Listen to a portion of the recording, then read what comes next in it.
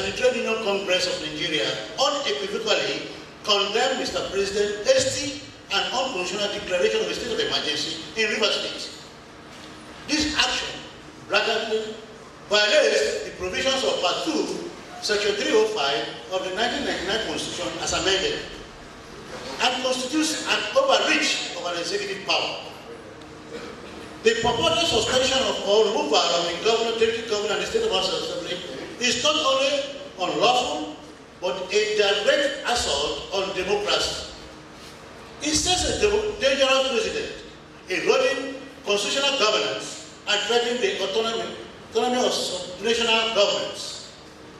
No democratic society can strive where elected leaders are arbitrarily removed at the whims of the president. This reckless move should deeply concern every reasonable governor and citizen who believes in the rule of law. We, therefore, call on Mr. President to revoke this unconstitutional declaration in compliance with Section 305, Subsection 6 of the Constitution, which clearly outlines the legal process for declaring and sustaining the state of emergency. The President, as the constitution of the nation's executive powers, must exercise restraint, respect constitutional limits, and act in a manner that inspires national confidence rather than suspicion. Any decision that jeopardizes national security, economic stability, democratic governance must be reconsidered.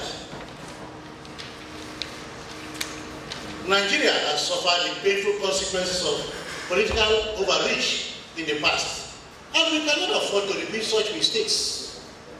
Beyond the political and legal implications, this unjustified state of emergency will have severe socio-economic repercussions on workers and the masses. It will disrupt economic activity, forcing business to shut down or scale back operations, lead to job losses, wage costs, and economic hardship for thousands of workers in both the formal and informal sectors, create an atmosphere of uncertainty, discouraging investment and slowing economic growth in Rivers State and beyond, expose citizens to security risks, as history has shown that politically motivated state of emergency often escalate rather than resolve crisis.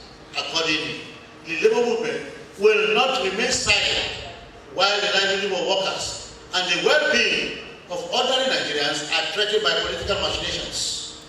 Given this storied background in political struggle, we urge Mr. President not to betray his democratic credentials by engaging in actions reminiscent of military-era authoritarianism.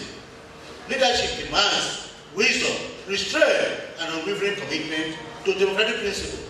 We demand immediate reversal of this unconstitutional state of emergency in the interest of democracy, economic stability, and the welfare of Nigerian workers. Nigerian democracy must not be sacrificed on the altar of political expediency. Signed, Comrade Joe Ajeru, President of Nigerian Labour Congress, Comrade Engineer Festus Osifo, President, Trade Union Congress of Nigeria. Thank you. God bless you.